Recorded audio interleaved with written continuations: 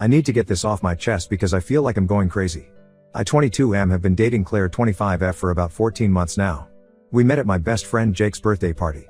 Jake 23M had invited a bunch of people from his workplace, and Claire was there with some of her friends. I remember the moment I first saw her. She was sitting in the corner with her laptop, playing Valorant while everyone else was dancing and drinking. I'm a huge gamer myself, so I went over to talk to her. We hit it off immediately. Claire was different from any girl I had dated before. She was outgoing, smart, and shared all my interests. We spent the entire party talking about games, our favorite streamers, and everything else under the sun. By the end of the night, we had exchanged numbers and added each other on all gaming platforms. The next few days were like a dream. We played Valorant together every night, talking for hours over Discord. Within 2 weeks, we were officially dating. The first few months were perfect. We would spend weekends at each other's places, having gaming marathons and ordering takeout. She introduced me to her friend circle, which was mostly guys. I noticed this but didn't think much of it at the time. She explained that being a female gamer, she naturally ended up having more male friends. It made sense, and I didn't want to be that insecure boyfriend who controls who his girlfriend can be friends with. Everything changed when she got a job offer from a tech company in another city, about 4 hours away. The salary was amazing, and it was a great opportunity for her career. We discussed it for weeks and finally decided to try long distance. I had a good job here, and we thought we could make it work with regular visits and our daily gaming sessions. The first red flag appeared about 2 weeks after she moved. She had told me she found a nice studio apartment and sent me pictures of it. One day, while watching her Instagram stories, I noticed something odd. In the background of one of her stories, I could hear male voices talking and laughing. When I asked her about it, she brushed it off saying some colleagues had come over to work on a project. But the voices kept appearing in her stories. Finally, through some social media digging, I discovered the truth. She was actually living with 2 guys from her college, Mark 26M and Dave 24M. When I confronted her, she got defensive. She said she didn't tell me because she knew I would overreact, and that living alone in a new city was expensive. She made me feel like I was being unreasonable for being upset about her lying. I tried to move past this, but then came the situation with her ex, Tom 27M. Claire had mentioned that Tom worked at her new company, but assured me they barely saw each other. One evening, I was on a call with Jake, who had visited the same city for work. He casually mentioned seeing Claire and Tom having dinner at a fancy restaurant. When I asked Claire about it, she said it was a team dinner. But Jake had seen them alone. This led to more digging, and I discovered they had been meeting regularly outside work. Sometimes in groups, but often just the 2 of them. She had hidden all these meetings from me. When confronted, she got angry and said I was being paranoid and that she was allowed to be friends with her ex. The final straw was Kevin 25M, a guy from her new office. At first, I didn't think much of him. He would comment on her Instagram posts, but so did many others. Then I started noticing a pattern. His comments were always flirty, with lots of heart emojis and inside jokes I didn't understand. She would respond to his comments with similar energy. One day, Jake came to me with some concerning information. One of his friends who works at Claire's company told him that Kevin had openly admitted to having feelings for Claire at an office party. Apparently, he had told everyone that he was just waiting for her to break up with her long-distance boyfriend. I brought this up with Claire 2 months ago. She initially acted surprised and said she had no idea Kevin felt that way. She promised to distance herself from him and remove him from her social media. I thought the matter was resolved, but I was wrong. Yesterday morning, while checking her recent posts, I noticed Kevin was still actively commenting. She hadn't removed him, she had just hidden his comments from me. When I confronted her, she exploded. She said I was being controlling and that she was tired of me telling her who she could be friends with. We had a huge fight over text. Later that day, she had a dental appointment. Despite our fight, I texted to check if she was okay because I knew she was nervous about it. She replied with a cold yes and ignored my follow-up messages. In the evening, wanting to patch things up, I opened Valorant hoping to play with her. That's when I saw she was already in a game, with Kevin and 3 other guys from her office. She was playing and laughing with the very person we had just fought about hours ago. I waited until her game ended and called her. Instead of acknowledging how disrespectful this was, she turned the tables on me. She said I was suffocating her with my jealousy and that she was allowed to have male friends. When I pointed out that this wasn't about male friends but about a specific guy who had romantic intentions towards her, she dismissed my concerns. Finally, fed up with the constant lies and disrespect, I gave her an ultimatum: either block Kevin completely or we need to rethink our relationship. Her response left me speechless. She said if she blocks him, she would hate me forever and never speak to me again. She brought up that I had asked her to remove Tom from her social media a few days ago, and she had refused that too, saying I couldn't dictate her social media presence. Now she's acting like nothing happened.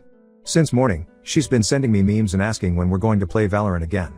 I haven't responded yet. I feel lost and confused. Everyone can see these red flags: the lying about her living situation, secretly meeting her ex, refusing to set boundaries with a guy who openly likes her. But part of me still loves her and wants to believe she'll change. Am I being unreasonable here? Should I give her another chance? Or is it time to accept that this relationship isn't what I thought it was? Update 1. I want to thank everyone who commented on my last post. Your support and advice really helped me see things clearly. A lot has happened in these 2 weeks, and I need to share it all. After reading all your comments, I realized I needed to have a serious face-to-face conversation with Claire. Phone calls and texts weren't cutting it anymore. I had a day off work last Friday, so I decided to drive to her city. I didn't tell her I was coming because I wanted to catch her in her normal routine, not in a prepared state where she could hide things. The drive was long and gave me time to think. I rehearsed what I wanted to say, prepared myself for different scenarios, and tried to stay calm. I reached her apartment building around 7 p.m. I recognized her car in the parking lot, but she wasn't answering her phone. I called 3 times and sent multiple texts, but got no response. According to her Instagram story from an hour ago, she was home, supposedly working late on an urgent project. After waiting in my car for about an hour, getting increasingly worried and frustrated, I decided to go up to her apartment. As I approached her floor, I could hear music and laughter. Not the kind of atmosphere you'd expect from someone working on an urgent project. I stood outside her door for a few minutes, my heart pounding. I could hear multiple voices inside, including Claire's distinctive laugh. When I finally knocked, the music suddenly stopped. After a moment, Mark opened the door. The look on his face when he saw me was priceless, a mix of surprise and what I now recognize as guilt. The scene inside the apartment was like a punch to the gut. Claire was sitting on the couch with Kevin, both holding Nintendo Switch controllers. Mario Kart was paused on the TV screen. Empty pizza boxes and beer cans were scattered around. She jumped up when she saw me, looking terrified. Kevin just sat there, trying to act casual but clearly uncomfortable. Claire started rambling immediately, saying she had finished work early and Kevin had just stopped by. But the scene told a different story. This wasn't a casual drop-by. The pizza boxes were from a place they deliver from only if you order at least 2 hours in advance. I know because we used to order from there when I visited. The confrontation that followed was messy. Claire started yelling about how I was stalking her by showing up unannounced. She said I was controlling and that she was allowed to have friends over. Kevin tried to play it cool, saying they were just hanging out as colleagues, but he couldn't even look me in the eye. That's when something unexpected happened. Mark, who had been standing quietly by the door, asked to speak with me privately. We stepped into the hallway, and what he told me changed everything. According to him, this wasn't a one-time thing. Claire and Kevin had been spending almost every evening together for the past month. They would play games, order food, and sometimes other friends would join, but it was mostly just the two of them. Mark seemed genuinely troubled as he spoke. He said he had overheard several conversations between Claire and Kevin late at night, talking about their feelings for each other. He had been feeling guilty about keeping this from me, especially since I had always been nice to him when I visited. Armed with this information, I went back inside. The atmosphere had changed. Claire must have sensed something was wrong from how long Mark and I had talked. When I confronted her with what Mark had told me, she broke down. Through tears, she admitted that she and Kevin had kissed at an office party 2 weeks ago. She claimed it was just once and that she was drunk, but then she said something that broke my heart. She was developing feelings for him. She tried to explain herself, saying she was confused and lonely, that the long distance was harder than she expected. She said she still loved me but didn't know what she wanted anymore. Kevin just sat there silently, looking at the floor. I couldn't stay there any longer. I walked out, ignoring Claire's calls for me to come back and talk. The drive home was a blur. I'm still not sure how I made it back safely. The past 2 weeks have been absolute hell. Claire has been calling and texting constantly. Sometimes she's apologetic, saying she made a huge mistake and wants to work things out. Other times she's defensive, saying I drove her to this with my jealousy and controlling behavior. She even got her friends to message me, telling me I'm overreacting and that it was just one drunken kiss. Kevin had the nerve to send me a message on Instagram, a long paragraph about how sorry he was and how he never meant for things to go this far. But something in his message caught my attention. He mentioned things about that office party that didn't match Claire's version. According to him, the party was just an excuse. They had been growing closer for weeks before that. I haven't blocked either of them yet. I know I probably should, but part of me wants to see how many more lies they'll tell. Their stories keep changing with each message, and none of them add up. Claire says it was just one kiss, Kevin implies it was more, and now I'm starting to wonder what else they're hiding. Jake thinks I should just cut all contact and move on, but I can't shake the feeling that there's more to this story. Mark has been messaging me too, saying he has more to tell me but wants to do it in person. I'm planning to drive back there next weekend to hear him out. I'll update again after I talk to him. I know I should probably just walk away now, but after 14 months together, I feel like I deserve to know the full truth. Even if it hurts more. Update 2. Things have gotten so much worse since my last update. The truth finally came out, and it's more twisted than I could have imagined. Remember how I mentioned that Claire's stories about the office party didn't match Kevin's version? Well, Now I know why. Last week, Dave, Claire's other roommate, reached out to me through Jake. He said he had been wrestling with his conscience ever since he saw my last update on Reddit. One of his friends had shown him my post, and he immediately knew it was about Claire. He asked to meet me in person, saying there were things I needed to know. We met at a coffee shop halfway between our cities. Dave looked nervous and uncomfortable, nothing like the cheerful guy I remembered from my visits to their apartment. He started by apologizing for not telling me sooner, saying he had promised Claire he wouldn't get involved. But after seeing how she was trying to manipulate the situation and paint herself as the victim, he couldn't stay quiet anymore. According to Dave, Claire and Kevin's relationship didn't start with a drunken kiss at an office party. They had been secretly dating for almost 2 months, starting just a few weeks after she moved to the city. All those late work nights and gaming sessions were covers for their dates. They would often go out to dinner while telling me she was working late, or hang out at the apartment when they knew I would be busy with my evening shifts. But here's where it gets even more messed up. Remember Tom, her ex who she kept meeting? Dave revealed that Claire was still involved with him too. The three of us, me, Kevin, and Tom, had no idea about each other. The apartment situation wasn't just a coincidence either. She had specifically chosen to live with Mark and Dave because they were friends with Tom from college and could help cover for her when she was with him. Dave showed me text messages where Claire had asked him and Mark to lie for her if I ever asked questions. She had different stories prepared for different scenarios. If I showed up unexpectedly, they were supposed to say she was working late. If I asked about Tom, they were supposed to say they were all hanging out as a group. The real kicker came when Dave revealed why he finally decided to tell me everything. Last week, he overheard Claire on the phone with another guy, someone neither of us knew about. She was using the same sweet voice and pet name she used with me. Dave said that was when he realized she wasn't just confused or making mistakes, she was deliberately playing with multiple people's feelings. I confronted Claire with all this information.